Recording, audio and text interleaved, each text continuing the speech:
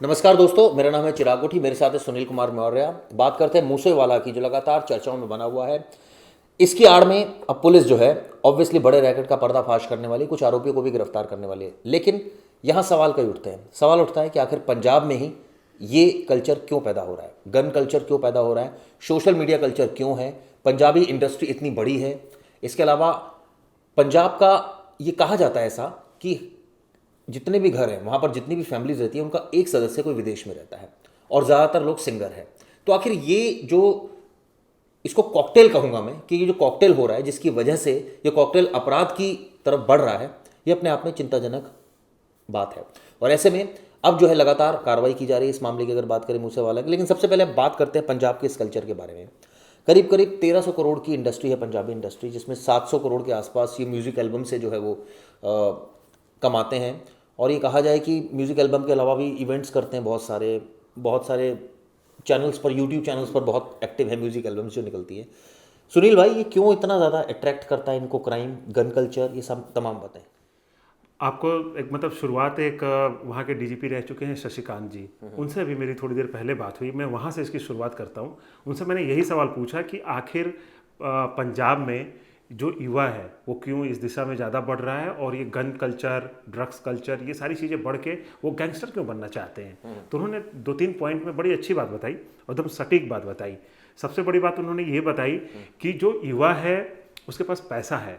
मतलब आप यूपी बिहार में चले जाएंगे तो लोग टसनबाजी भी करना चाहते हैं, लेकिन उनके पास पैसा कम है, कहीं ना कहीं उसकी वजह से पीछे हट जाते हैं। लेकिन इनके पास खेती से ही अच्छा खासा पैसा होता है, तो पैसे की प्रॉब्लम नहीं है। फिर दूसरी चीज़ आती है ड्रग्स, नशा। नशा आप देख रहे हैं कि इंडिया में पूरे दूसरे नंबर पे है, पंजाब में सबसे ज़्यादा, जबकि कमी आई है उसके बाद भी दूसरे नंबर पे है।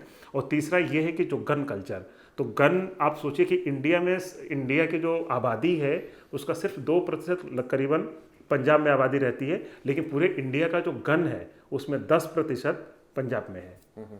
तो सोचिए कि कितना, मतलब आबादी के पास तो बहुत ज़्यादा गन है।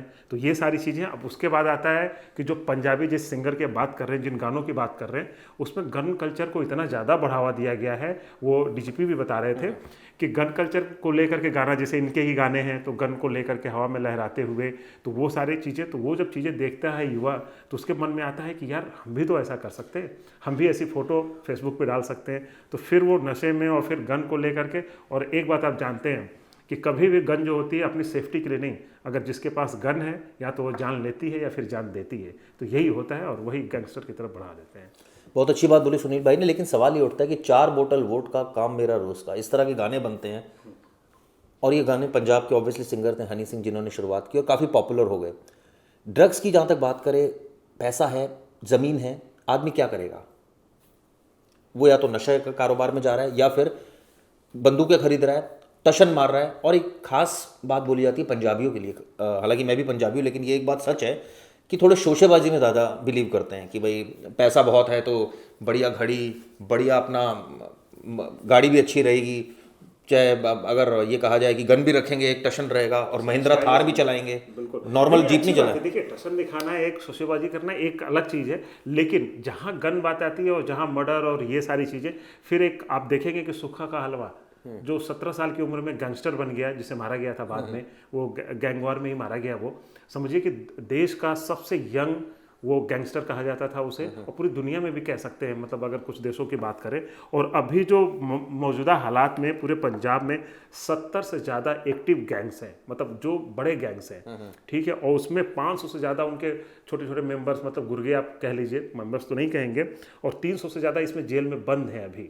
और सोचिए कि ये जो अभी जिसकी हम बात कर रहे हैं, सिद्धू मूसेवाला, जिनकी हत्या हुई, उसमें जो आपका ये है बरार, वो कहाँ से ऑपरेट कर रहा है? कनाडा से। लेकिन अभी एक और ऐसा गैंगस्टर है जो पुर्तगाल से ऑपरेट कर रहा है। वहाँ पे वो रहता है, अपने गैंग को यहाँ पे वो बता देता है कि ऐसे ऐसे उसे मारना है। जर्मनी से चल रहे हैं, तो जर्मनी से चल रहे हैं, यहाँ से चल रहे हैं। सीधा ये सारी चीज़ें हैं, मतलब कैसे चल रहे हैं? इनके पास पैसा तो है, लेकिन बात वही आती है कि बस इनके पास पैसा, हथियार, ये सारी चीज़ें, इससे ज़्यादा बढ़ावा मिल रहा है। और दूसरी चीज़ें जो हम कल भी बात कर रहे थे कि जेल पे कंट्रोल नहीं होना। अभी जब हमारे डीजीपी से बात हुई थी, जो एक्स डीजीपी हैं, उन्होंने बताया कि जेल पे क्यों नहीं कंट्रोल हो पा रहा है, क्योंकि इसमें राजनीतिक संरक्षण है।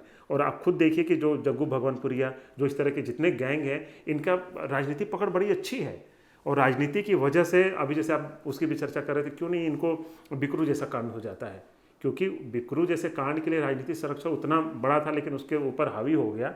लेकिन यहाँ पे क्या है कि राजनीति इतनी ज़्यादा उन पे हावी है, इतनी ज़्यादा अच्छी पकड़ है और राजनीति फ़ायदे दिला रहे हैं। चुनाव होता है उस समय इनकी ज़रूरत पड़ती है। तो जब जिस दिन राजनीति को इसमें से हटा दिया जाएगा, राजनीति फ़ायदे नहीं देखे जाएंगे, तो सीधी बात है एक गैंगस्टर का खात्मा हो जाएगा। लेकिन राजनीति जब तक वो अपनी लालच और पैसे के लिए फ़ायदे के वो चीज़ें देखेंगे तब तक शायद इस पर कंट्रोल नहीं हो पाएगा। बात आपने सही की, लेकिन जिस तरह से मैं बात कर रहा था कि कई ऐसे फैमिली मेम्बर्स हैं पंजाब में जिनकी एक फैमिली मेम्बर कोई विदेश में बैठा है। मेरे भी कई रिलेटिव है जो विदेशों में बैठे हैं। वहाँ का कल्चर ही कुछ ऐसा है कि बच्चा जब बड़ा होता है तो ये कहते हैं विदेश जाएगा बच्चा, कनाडा जाएगा बच्चा, यूएस जाएगा। क्या करने जाएगा जी? कुछ नहीं तो होटल मैनेजमेंट तो ज़रूर करने जाएगा या फिर पढ़ाई करेगा। इसके अलावा जो वहाँ पर पॉपुलर चीज़ है, क्योंकि मैं खुद पंजाब में काफ़ी रहा हूँ, मैं गया हूँ कई जगह पर, अबोहर से लेकर तमाम जगहों पर गया हूँ, मोगा गया हूँ मैं। वहाँ पर ये देखने को मिलता है कि वहाँ पर छोटे से छोटे बच्चा सोशल मीडिया पर एक्टिव है। वहाँ उनको आप मतलब वो बातें भी ऐसे कर रहे होते हैं, उनकी जो बातें होती है ना, तूने व्हाट्सएप स्टेटस की डाला सी, एम क्यों डाली सी तुसी। तो मतलब वहाँ इस तरह की बातें इतनी ज़्यादा होती हैं कि ऐसा लगता है कि वर्चुअल दुनिया में आप रह रहे हैं। कि मतलब अच्छा वो मैंने तेरे को भेज तो देता सी व्हाट्सअप, तूने चेक ही नहीं किया। मतलब इतना ज़्यादा वहाँ पर सोशल मीडिया पर लोग एक्टिव है। उसकी वजह यही है कि क्योंकि पैसा है, अच्छे अच्छे मोबाइल्स खरीद लेते हैं, फिर उनका वो यूज़ करते हैं। अब देखिए ना कि ये जो गैंग जितने चल रहे हैं ये सोशल मीडिया की वजह से ही चल रहे हैं। आप देखिए लॉरेंस बिश्नोई जिसका हम इतनी बात कर रहे हैं, उसके 150 से ज़्यादा फेसबुक पेज हैं और हज़ारों, मतलब एक फेसबुक पे 70,000 से लेकर 1.5 लाख 2-2 लाख तक उसके फॉलोअर्स हैं। और फॉलोअर्स के कमेंट्स आप पढ़ेंगे, मैंने तो पढ़े हैं, उसमें लिखे हैं कि मैं आपका बहुत बड़ा फ़ैन हूँ, एक बार आप केवल कह दो, जो कहोगे वो करने के लिए तैयार हूँ, मैं पैसे देने के लिए तैयार हूँ, बस आप कहो मुझे टशन में मुझे किसी को मारना है तो बताओ, मैं मारने को तैयार हूँ, और बस मुझे बस आप बताओ। मतलब वो चाहते किसी तरह कनेक्शन हो जाए लॉरेंस बिश्नोई से या किसी तरह ऐसे लोगों से कनेक्शन हो जाए और मेरा नाम हो जाए कि देखो मैं कितने बड़े गैंगस्टर को जानता हूँ और मैं कितनी बड़ी पहुँच रखता हूँ कि मैं किसी का मर्डर करा सकता हूँ। ऑब्वियसली इन लोगों को इस बात का इल्म नहीं होता कि इसका रिपरकशन कितना ज़बरदस्त हो सकता है। आप जेल जा सकते हैं, परिवार ख़राब हो सकता है। लेकिन युवा जो है वो ऑब्वियसली इस तरफ ज़्यादा झुकाव हो रहा है। ऐसे में सरकार को चाहिए बहुत सख्त इसमें कदम उठाएं, हर लेवल पर कदम उठाएं। लेकिन जो फिल्म इंडस्ट्री है, जो एक गन कल्चर है, जो एक वो कल्चर है जिसमें लोग विदेश जाकर बस रहे हैं, एक ऐसा कल्चर जो ओपन माइंडेड है, यानी पंजाबी को कहा जाता है काफ़ी ओपन माइंडेड रहते हैं, खाने पीने पर फुल कोई ऐसा कंट्रोल नहीं होता अपना, जो खाया जो पिया, फैमिली में पूरा ओपन कल्चर होता है। तो शायद इस वजह से भी ये थोड़ी सी दिक्कतें आ रही हैं। मैं हर उसकी बात नहीं करूँगा, लेकिन कुछ ऐसे लोग हैं ऑब्वियसली जो इसका मिसयूज़ कर रहे हैं, इस फ्रीडम का मिसयूज़ कर रहे हैं। और ऑब्वियसली फिर हर किसी को ज़्यादा पैसे कमाने की भी होड़ है तो वो कई बार गलत मीन में भी घुस जाता है और इस तरह की घटनाओं को अंजाम दे देता है, जो कि अभी तक नज़र आ रहा है। इस मामले में अपडेट यह है कि पोस्टमार्टम रिपोर्ट भी आ गई है, जिसमें इनिशियल पोस्टमार्टम रिपोर्ट में 24 गोलियाँ आर पार हुई हैं मूसा के। आप सोचिए कितनी ज़्यादा खुंदक रही होगी, 24 गोलियां आर पार हैं। इसके अलावा पोस्टमार्टम और रिपोर्ट में क्या क्या खुलासा? इसमें कई गोलियां जो हड्डी में भी लगी, हड्डी में घुसी है। और आपको ये भी बता दें कि जो उनके साथ एक जो उस समय थार गाड़ी में मौजूद थे, उनका ये बयान आया है, उन्होंने किसी रिलेटिव को बताया है। तो वो पूछते हैं कि भाई आप उस समय जब निकल रहे थे घर से तो बुलेट प्रूफ गाड़ी क्यों नहीं ली? बहुत बड़ा सवाल है। तो साथियों ने कहा कि हम उसी गाड़ी में चलते हैं बुलेट प्रूफ में, लेकिन खुद सिद्धू मूसेवाला ने मना कर दिया, कहा कि नहीं आज उसमें नहीं, आज हम लोग थार में ही चलेंगे। और फिर थार में जाते हुए अपना वही जो आखिरी गाना है उनका वो बजाते हैं। और वही गाना सुन रहे थे तभी अचानक ये हम जो करीब 7 से 10 के आसपास हमलावर होते हैं, उन्होंने अटैक कर दिया और 30 से ज़्यादा राउंड फायरिंग की। और ये भी बताया कि उनके निशाने पर सिर्फ और सिर्फ सिद्धू मूसेवाला थे, इसीलिए बाकी जो उनके 2 साथी होते हैं वो घायल होते हैं। लेकिन सिद्धू मूसेवाला पे 24 गोलियां, मतलब सोचिए कि 30 राउंड अगर फायरिंग हो रही है उसमें से 24 गोलियां एक ही शख्स को लगती हैं, तो सोचिए कितना ज़्यादा मतलब करीब तरीके से। नहीं, लेकिन ये बात कई लोग पचा नहीं पा रहे हैं। उनका कहना है कि जिस तरह से गोलियां चल रही थी तो 2 लोग कैसे बच गए। शक उन पर भी जा रहा है ऑब्वियसली, लेकिन जांच होगी। तो ये तो अभी बोलना बहुत जल्दबाजी है, जांच के बाद ही स्थिति साफ हो पाएगी कि भाई उनका क्या रोल है नहीं है का, वो कैसे बच गए।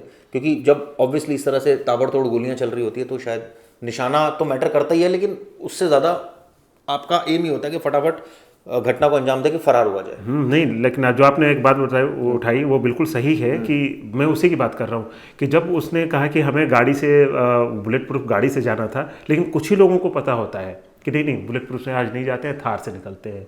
और उसके बाद तुरंत फील्डिंग लगा दी जाती है। 2 गाड़ियाँ जो बुलेरो और दूसरी गाड़ी होती है वो वहाँ पे पहले से मौजूद रहती है, उन्हें पता है कि किस दिशा में है। गाड़ी में वेपन भी रखे हुए हैं, लेकिन वो तुरंत अटैकिंग मूड में आ जाते हैं और पूरा हमला हो जाता है। उस समय गाना बज रहा होता है गाड़ी में। तो ये सब कैसे होता है? तो कहीं ना कहीं मुखबिरी, और तगड़ी वाली मुखबिरी, वो कौन था, वो किसने की है। देखिए आजकल पैसों का लालच कुछ भी करा सकता है। हम बहुत सारी साउथ की फिल्में देखते हैं बड़े बड़े कि एक गैंग दूसरे गैंग के साथ है और एक गैंग दूसरे गैंग पे अटैक करता है और उसी के गैंग को कब खरीद चुका होता है उसे पता ही नहीं होता। उसे लगता है कि ये तो हमारे साथ ही है, लेकिन पता चलता है कि जब सब कुछ हो जाता है पता चलता है नहीं ये तो बिका हुआ था।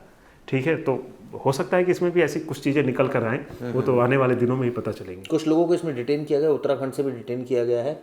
अब ऐसे में जांच ऑब्वियसली आगे बढ़ रही है और इसमें हमारी नज़र रहेगी क्राइम तक की। जो मेन गैंग, इसके अलावा जो कुछ और मैं बताना चाहूँगा जानकारी, कुछ ऐसे और सिंगर्स थे जिनकी इस तरह से मौत हुई थी, जिसमें चमकीला एक था, एक अवतार सिंह संधू था, दिलशाद अख्तर था।